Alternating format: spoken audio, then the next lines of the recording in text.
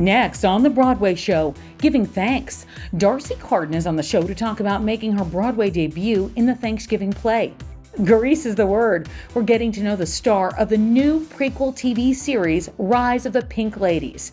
And it's Broadway's new farm-to-table Fable. We're celebrating the opening of the new musical, SHUCKED. I'm Tamsen Fadal, and this is the Broadway Show. Spring is in the air and the new Broadway season's in full bloom, so get ready for it. I'm Tamsen Fadal. The Thanksgiving play is on Broadway this spring. It's the brand new star-studded Broadway production from Native American playwright Larissa Fasthorse, featuring a who's who of our favorite stars of both stage and screen. Let's send it out to Paul Wontorek.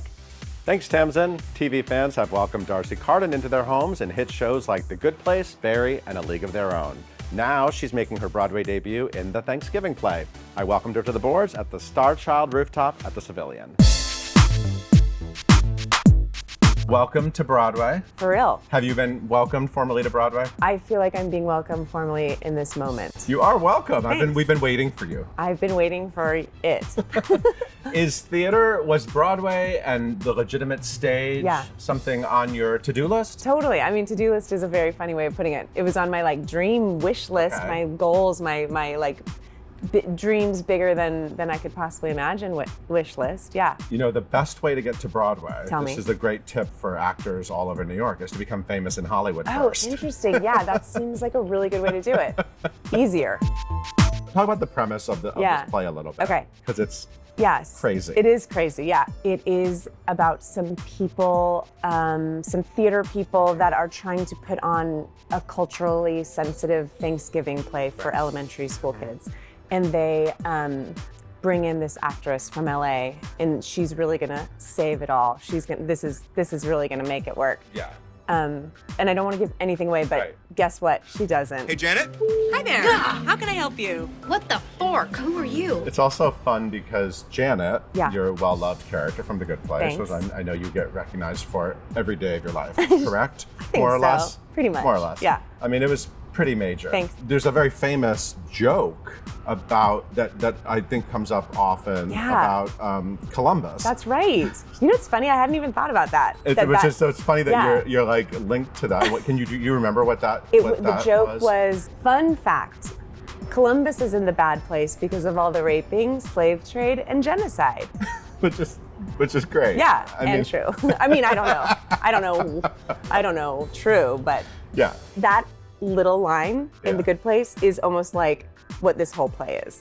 It's kind of opening. Yeah, exactly. You know, it's like tearing apart the things we think we know and the stories we've been taught and finding out, more facts and truth through comedy. And these characters really want to get it right. They do, and so bad. It's so hard to get it right. They want to get it right so badly that they come all the way around to getting it completely wrong. Just couldn't get it more wrong, which is fun. And also relatable. And that's an interesting thing about, reading the play for me, and I'm sure the audience seeing the play, you're watching these characters that are not villains, but they're also not heroes or great. They're not great people, but they're trying so hard. I think you will recognize yourself in some of these things, which is hard. So you're back in New York. Back in New York. For a few months on Broadway. Yes. What are your goals for the next few months during this Broadway stint? I'm basically here, I'm here to just do a play, right? I'm fully, I'm giving myself that sort of grace. I'm here to do a play, go to rehearsal, go to the show, go home and go to bed. That's allowed.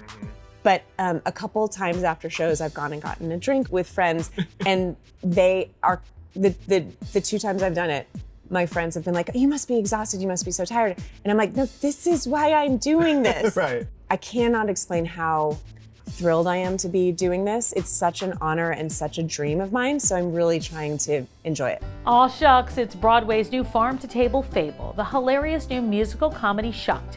We hit the carpet opening night.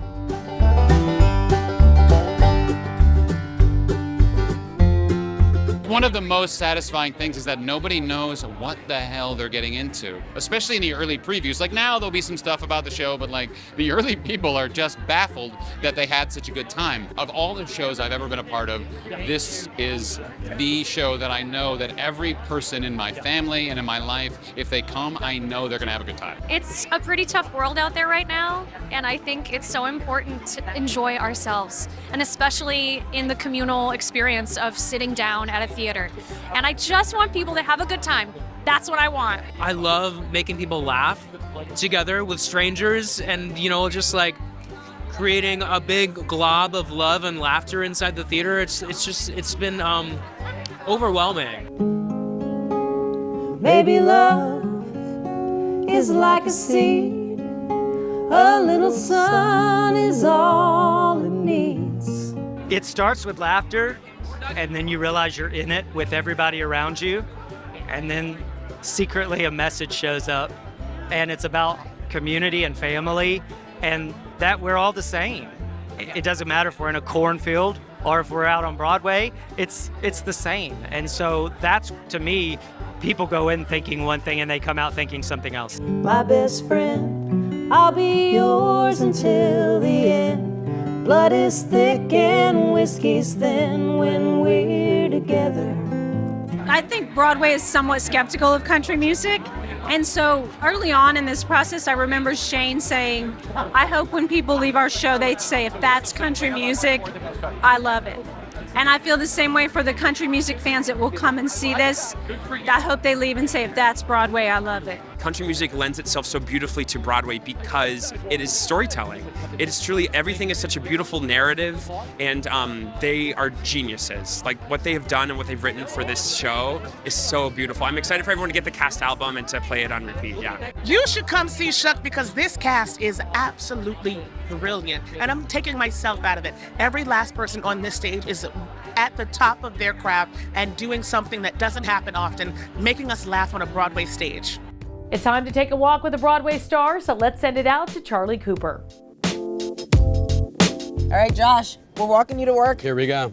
And I'm curious, is it surreal right now to be walking to work on Broadway? It's been a while since you've hit the stage. No, it's roughly 34 years. I know. I try to do a Broadway play every 34 years. I'm hoping to survive to my tradition. third. Yeah.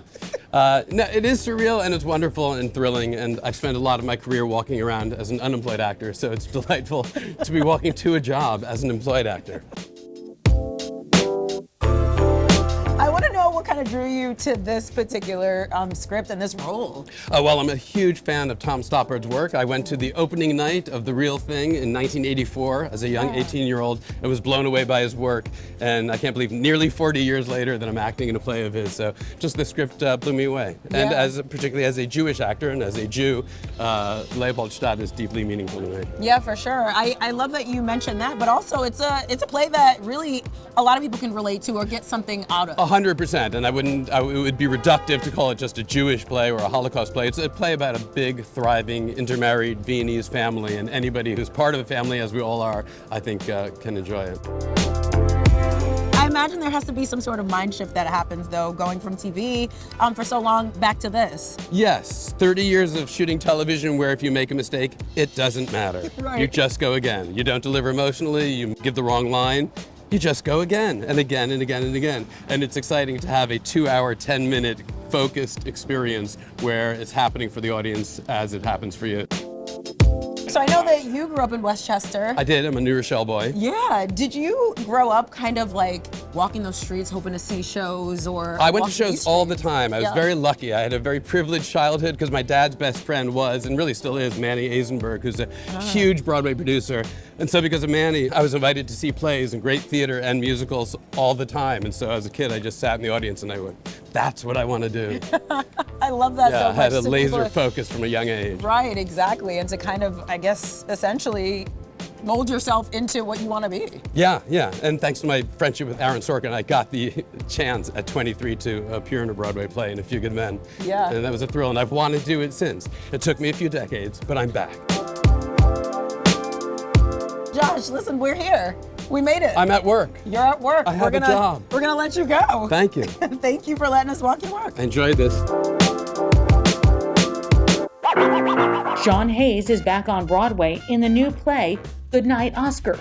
Here's the premise. It's the golden age of television. Dak Parr is the host of The Tonight Show, and Sean Hayes plays Oscar. I love the tagline, which is anything can happen on live TV, and one night it did. All of these kind of events that happen backstage at The Tonight Show culminate in an unforgettable appearance with Dak Parr on The Tonight Show. So I enjoy the surprise of people learning about the show and watching the journey of the play. And I'm also excited to reintroduce Oscar Levant in this way to new audiences, because he was really famous back then in the 50s and 60s, and people kind of don't talk about him as much anymore, but he was just an incredible character.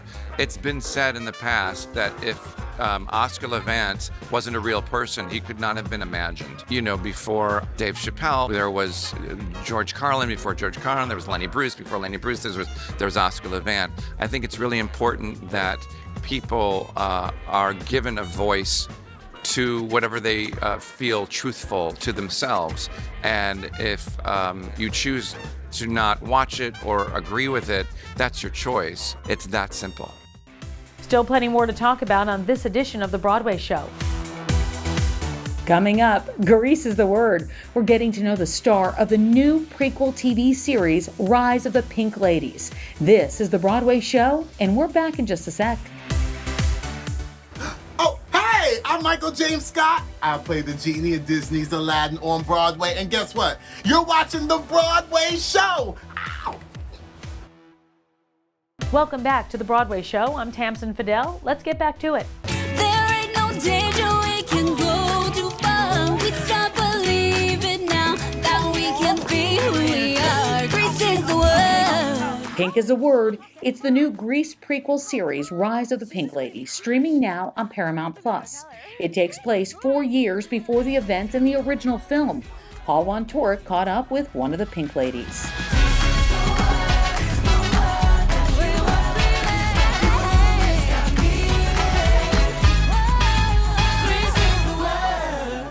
Marisa, it's so nice to meet you. Oh, so nice to meet you, Paul. Thanks for having me. The newest girl at Rydell High. That's right. It's so crazy to become part of the legacy. I know. Of Tell me Grease about at it. Rydell High. Insane. Even just being here in New York and seeing our billboards everywhere, and it's like an out-of-body experience. I can't. Yeah, and Grease, of course, 51 years ago, started just a few blocks from here. It's obviously a big part of Broadway. It's a big part of Hollywood now, and it's a big part of everyone's lives. Yeah. How did it switch from stage to screen so seamlessly? I don't know. This show, it's very clever, first of all. I love it. I think so too. Rise of the Pink Ladies. Yes. And it's really cool. So it's 4 years. 4 years prior. Before 4 years before the events of Grease. Exactly. That's what I loved about it. Okay. The Pink Ladies were always so super cool. What I love about the show is that you see, oh my God, you really do see the origin. You see them as regular girls. Mm-hmm.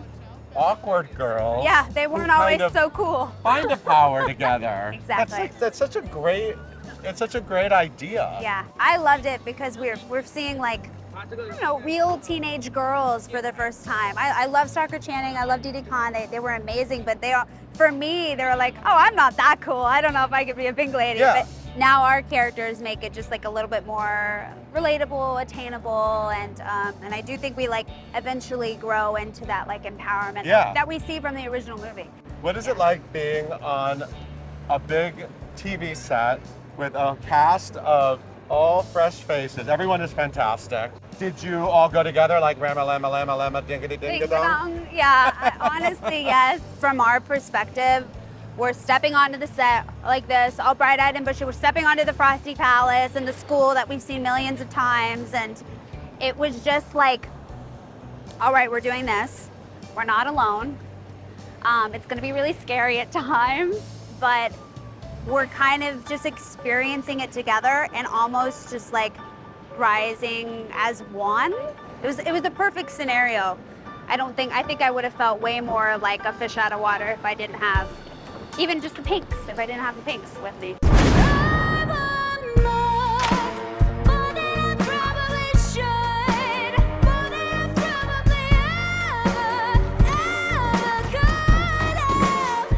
So Marisa, tell me your life story. Well, I'm from a town called Murfreesboro, Tennessee, which I've honestly never talked about because anytime I introduce myself to people, I always say Nashville because it's the easiest one. Sure. My parents moved to Tennessee. They're both musicians, and so that's where we ended up.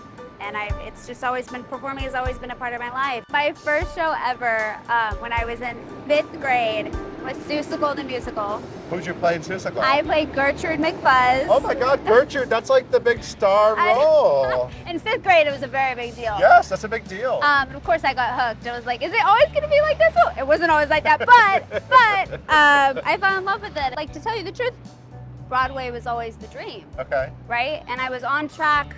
Personally, my goal was to go to get a musical theater degree, work my way here, and then some way or another, I just kind of shifted into TV and film, started taking on-camera classes, made my way out to Los Angeles, and then I built my resume from there. I started doing background work, and I loved it. I loved being on set. I loved learning through that way, and then I got co-star roles, guest star roles, recurring, and then COVID hit.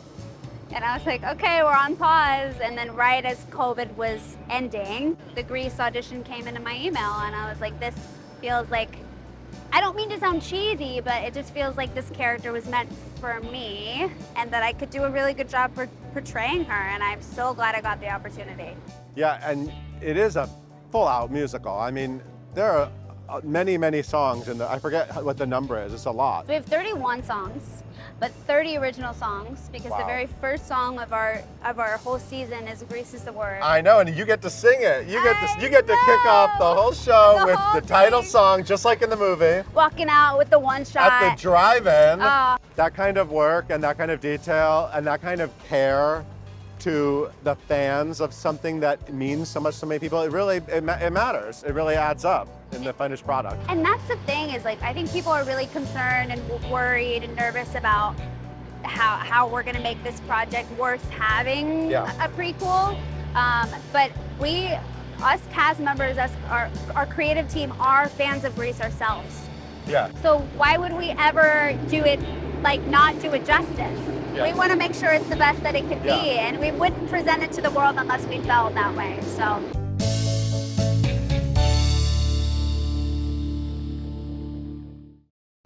It's pandemonium on Broadway this spring. It's the international comedy sensation Peter Pan Goes Wrong. And Neil Patrick Harris is back on Broadway for a limited time only. He's a special guest star in Peter Pan Goes Wrong, now through April 30th. We got to know the rest of his co-stars. Very simply put, it's a company of amateur actors who are attempting to put on a very high-budget, high-tech production of Peter Pan, and they haven't probably had enough time to rehearse, nor do they necessarily have the skill set to make it work. And so everything that could possibly go wrong, unfortunately for them, goes wrong.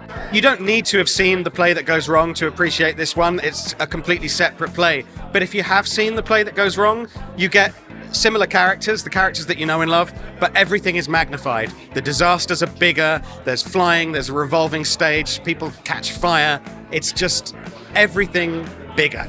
We wanted to find a story and a production that was just, very ambitious for the Cornley characters to take on next. And we kind of thought, well, this show has everything because it's fantastical, it has loads of different locations, whereas Play That Goes Wrong is in one manor house. And of course, it has the flying, which I think is the really fun thing to make go wrong, right? Because there's all these moments that are supposed to be Pan flying gracefully through the air, and we just get to launch Greg Tannehill into walls and through windows.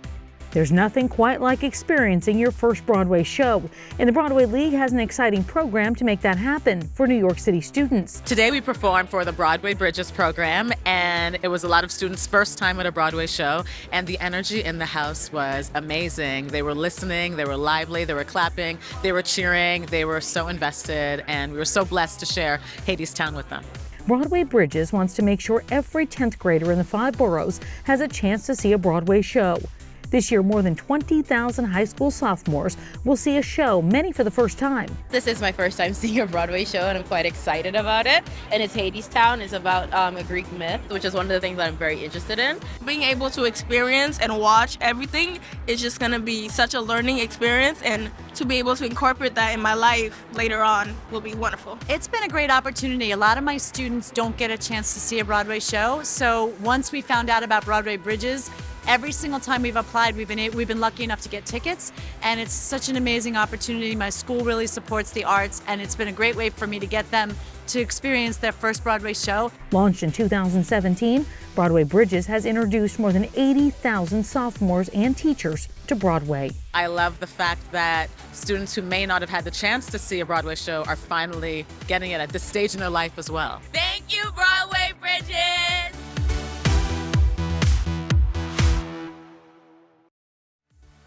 That's all for now. I'll see you next time. I'm Tamsen Fadal, and this is The Broadway Show.